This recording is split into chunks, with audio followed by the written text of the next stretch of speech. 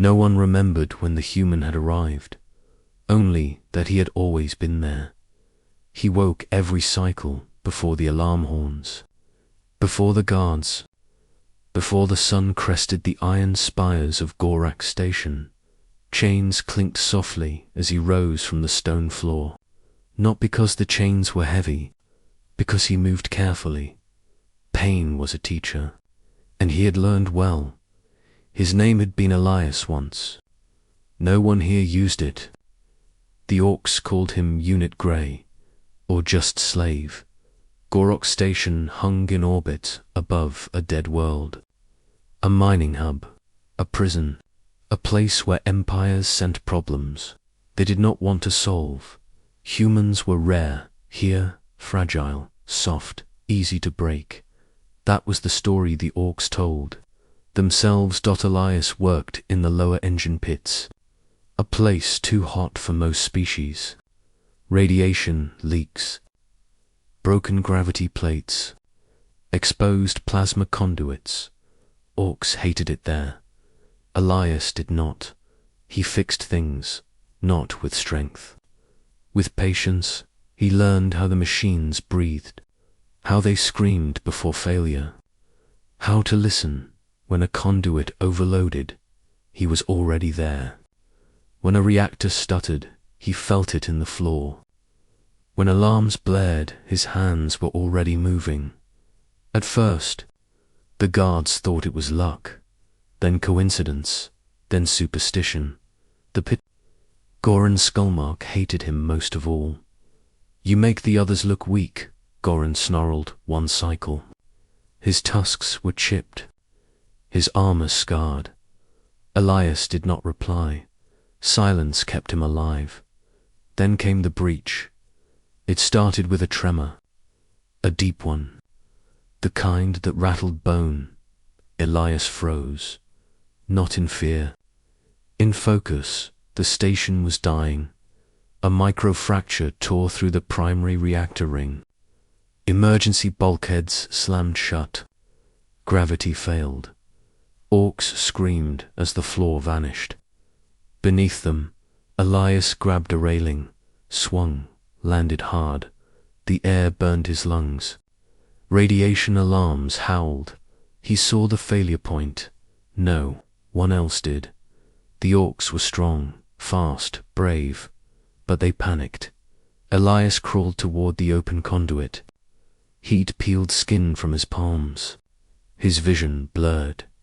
He reached the manual override. Was never meant to be turned by hand. He turned it anyway. Bones cracked, muscles tore. He screamed. The reactor stabilized. The station lived at Elias collapsed. Darkness took him when he woke. The ceiling was not stone, it was metal, clean, white. He blinked. Medical lights hummed. Softly, he tried to move.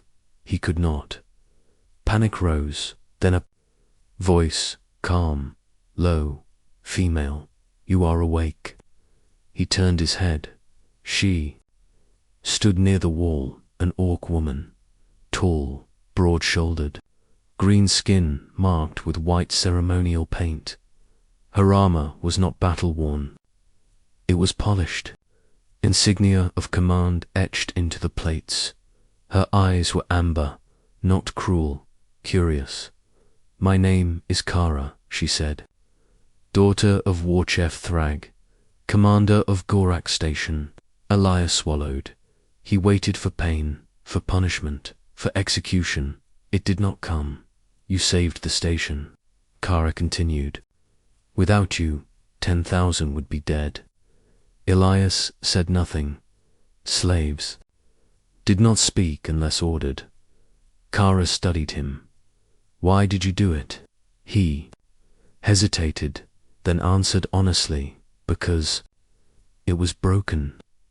Silence filled the room. Then Kara laughed, not mockery, surprise. That is a human answer, she said. She stepped closer. He saw the scars on her arms. Old ones, earned ones. In our law, she said, any who saves a warhold may claim a reward. Elias closed his eyes. Rewards were traps. She continued anyway. You may ask for wealth, status, weapons. He shook his head slowly. I ask for nothing. That made her pause. Nothing. She repeated. I am tired. Elias said. The words escaped before fear could stop them. Kara stared, then nodded once. Then your reward will be chosen for you. He slept again when he woke. The chains were gone. So was the collar. He sat up slowly. No alarms sounded. A guard stood by the door, but the guard bowed. Elias froze. You are free, the guard said. The words felt unreal, free. He walked, unsteady at first, through halls he had only cleaned before. Orcs stared, whispered. Some looked ashamed. Some looked confused. None struck him. He was taken to the upper spires, to sunlight filtered through armored glass. Kara waited there. You are no longer a slave, she said. She placed a data slate in his hands. By decree of the War Council, you are recognized as a free asset of Gorag. Elias did not understand the words. She saw it. It means you belong to no one, she said, and you may choose where you stand. He looked at her. Why? Kara answered without hesitation. Because strength is not only muscle, she said, and courage is not only rage. She gestured to the city beyond the glass. My people value honor, she continued, but we forget what it looks like. Elias felt something warm in his chest. Not hope, something quieter.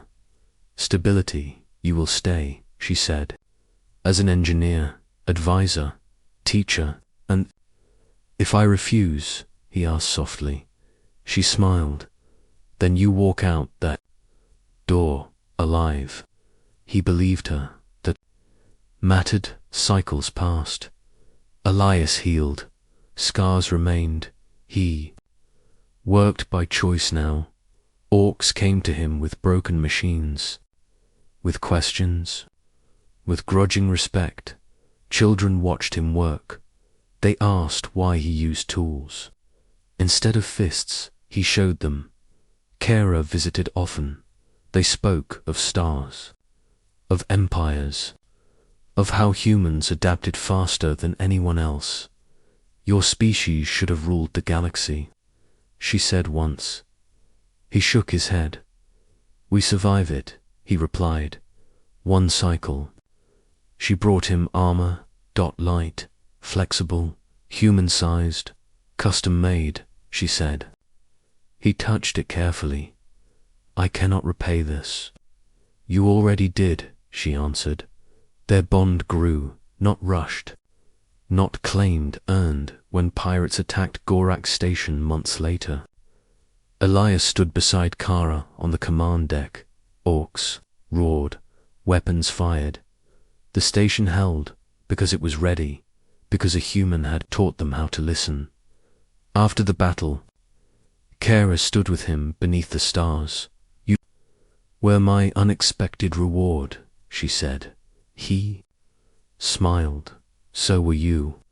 For the first time since captivity, he slept without chains, and the galaxy quietly learned a lesson it would never forget.